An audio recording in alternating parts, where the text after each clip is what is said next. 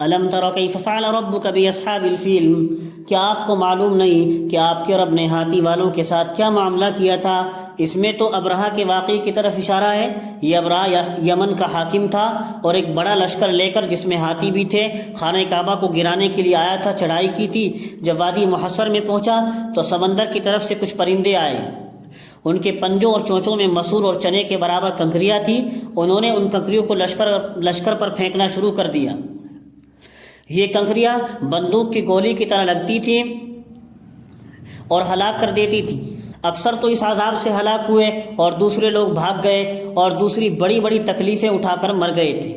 یہ واقعہ حضور اکرم علیہ الصلوۃ والسلام کی ولادت شریفہ سے 50 روز پہلے ہوا تھا۔ آگے اللہ نے فرمایا الم یجعل کیدہم فی تضلیل، کیا ان کی تدبیر کو ہم نے سراپا غلط نہیں کر دیا؟ جو کہ کعبے کی ویرانی کے سلسلے میں انہوں نے تدبیر بنائی تھی۔ وَأَرْسَلَ عَلَيْهِمْ طَيْرًا أَبَابِيلَ، اور ان پر غول کے غول پرندے بھیجے۔ ترمیہم بحجارۃ من سجیل، جو ان لوگوں پر کنکر کی پتھریاں پھینکتے تھے۔ فجعلہم کعصف مأکول، سو اللہ تعالیٰ نے ان کو کھائے ہوئے بھوسے کی طرح پامال کر دیا، یعنی ان کو ضائع کر دیا، ہلاک و برباد کر دیا۔ لإیلاف قریش، قریش کی الفت کی وجہ سے، ایلافہم رحلۃ الشتاء والصیف، اور سردی اور گرمی کے سفر سے، الفت کی وجہ سے۔ اس میں بھی ایک واقعے کی طرف اشارہ ہے۔ پہلے تو حاصل کلام سن لیجئے۔ حاصل کلام یہ ہے کہ مکہ میں غلہ وغیرہ پیدا نہیں ہوتا تھا، اس لیے قریش کی عادت تھی سال بھر میں تجارت کے لیے 2 سفر کرتے، جاڑوں میں یمن کی طرف کہ وہ گرم ملک تھا، اور گرمی میں شام کی طرف کہ وہ ٹھنڈی سرزمین تھی، اور لوگ ان کو حرم والے اور خادم بیت اللہ سمجھ کر ان کا احترام کرتے تھے، ان کے مال و جان سے کوئی تعرض نہ کرتا۔ تو اس صورت میں اسی واقعے کا ذکر ہے۔ چونکہ بیت اللہ کے سبب ہر جگہ ان کا احترام ہوتا تھا، اس لیے لفظ رب کو حاصل بیت کی طرف مضاف کیا ہے، اور جوع میں، یہ بھوک میں انہیں کھانا دینا، یہ اشارہ ہے حصول نفع کی طرف، اور خوف سے امن دینا یہ اشارہ ہے عدم تعرض کی طرف، ان سے کوئی چھیڑ چھاڑ نہیں کرتا تھا، سفر میں بھی اور حضر میں بھی۔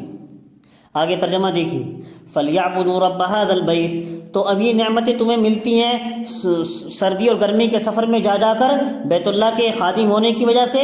اب آگے اللہ نے فرمایا، قریش کو فرمایا فَلْيَعْبُدُوا رَبَّ هَٰذَا الْبَيْتِ، تو اس نعمت کے شکریہ میں ان کو چاہیے کہ جس خانہ کعبہ کی وجہ سے تمہارا احترام ہو رہا ہے، اس خانہ کعبہ کے مالک کی عبادت بھی کریں۔ الذی یطعمہم من جوع، جس نے ان کو بھوک میں کھانے کو دیا، وآمنہم من خوف، اور خوف سے ان کو امن دیا۔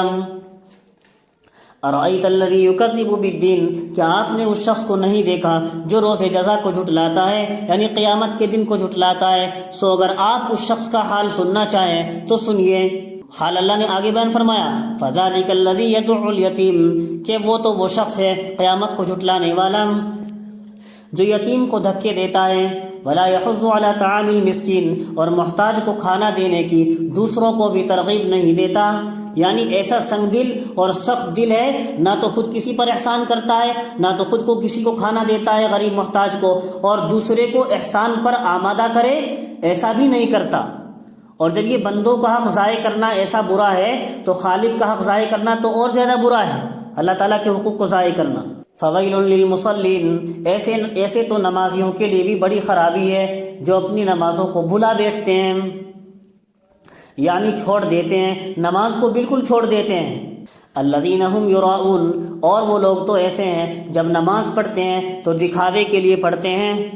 ویمنعون الماعون، اور زکوٰۃ تو بالکل نہیں دیتے ہیں، کیونکہ زکوٰۃ دینے میں اظہار معمور بھی نہیں ہے، زکوٰۃ کا حکم بھی اللہ کی طرف سے دیا گیا ہے، لیکن اس کے دینے میں لوگوں کے سامنے وہ بات ظاہر نہیں ہوتی، اس لیے اس کو تو بالکل ہی چھوڑ دیتے ہیں، برخلاف نماز کے کہ اس کے پڑھنے نہ پڑھنے میں بات لوگوں کے سامنے ظاہر ہوتی ہے، اس لیے کبھی کبھی تو دکھاوے کے لیے لوگوں کے سامنے ظاہر کرنے کے لیے پڑھ لیتے ہیں، اور جب لوگوں کی نگاہوں سے اوجھل ہوتے ہیں تو نماز کو چھوڑ دیتے ہیں۔ خلاصہ یہ نکلا ان کے دلوں میں اللہ کا خوف نہیں ہے، یہ اللہ کے ڈر سے نماز نہیں پڑھتے، دکھاوے کے لیے پڑھتے ہیں، اور یہی روز قیامت کو جھٹلانے والے ہیں۔ اللہ کی ذات پر ان کا یقین نہیں ہے، آخرت پر یقین نہیں ہے، اور اللہ کا خوف ان کے دلوں میں نہیں ہے۔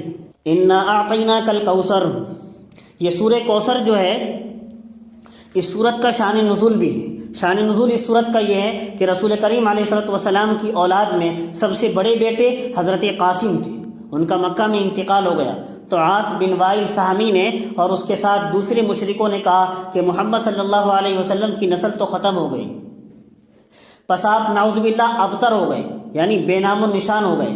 مطلب یہ تھا کہ ان کے دین کا چرچا تو چند روزہ ہے، پھر یہ سب بکھیڑے پاک ہو جائیں گے، ان کے آگے اولاد نہیں ہے کوئی بھی، تو آگے ان کا دین نہیں چلے گا۔ اس پر آپ کی تسلی کے لیے، حضور اکرم علیہ السلام کی تسلی کے لیے یہ صورت نازل ہوئی۔ انا اعطیناک الکوثر، بے شک ہم نے آپ کو اے محمد کوثر عطا کی ہے۔ کوثر ایک حوض کا نام ہے اور ہر خیر کثیر بھی اس میں داخل ہے، اس لفظ میں داخل ہے، اور خیر کثیر سے مراد تو خیر دنیا بھی ہے اور خیر آخرت بھی ہے۔ خیر دنیا سے مراد یعنی بقائے دین، ترقی اسلام، یعنی آپ کے دین کی بقا بھی رہے گی دنیا میں، اسلام کو ترقی بھی ہوگی، اور خیر آخرت سے مراد یعنی آپ کے آخرت میں قرب کے مراتب بھی آپ کو حاصل ہوں گے اور بلند درجات حاصل ہوں گے۔ پھر اگر ایک بیٹا آپ کا فوت ہو گیا اور اس پر مخالفین برا بھلا کہہ رہے ہیں تو اس پر غم نہ کیجیے محمد، کیونکہ اس سے بڑھ کر تو آپ کو یہ دولت عطا فرمائی گئی ہے، خیر دنیا اور خیر آخرت۔ فصلی لربک وانحر، سو ان آپ کو یہ کتنی بڑی بڑی نعمتیں ملی ہیں، خیر دنیا بھی ملی ہے، خیر آخرت بھی ملی ہے، تو آپ ان نعمتوں کے شکریے میں اپنے پروردگار کے لیے نماز پڑھیے، وانحر اور قربانی کیجیے۔ ان شانئک هو الابتر، بالیقین آپ کا دشمن ہی بے نام و نشان ہے۔ مفسرین نے لکھا ہے خواہ ظاہری نسل اس دشمن کی دنیا میں چلے یا نہ چلے، جو مشرکین آپ سے دشمنی کے طور پر غلط باتیں کہہ رہے ہیں، ان کی ظاہری نسل اس دشمنوں کی دنیا میں چلے یا نہ چلے، لیکن دنیا میں اس کا ذکر خیر باقی نہیں رہے گا دشمن کا، برخلاف آپ کے کہ قیامت تک آپ کی امت اور آپ کا دین اور آپ کی یاد نیک نامی، محبت اور اعتقاد کے ساتھ باقی رہے گی۔ اگر آپ کی پسری اولاد کی نسل نہ ہو، اگر آپ کی بیٹے سے اولاد نہ بھی چل پائے، نہ صحیح، جو نسل سے مقصود ہے بعد میں ذکر خیر کا باقی رہنا، دنیا سے چلے جانے کے بعد وہ آپ کو حاصل رہے گا، یہاں تک کہ دنیا سے گزر کر آخرت میں بھی بڑے درجات حاصل ہوں گے۔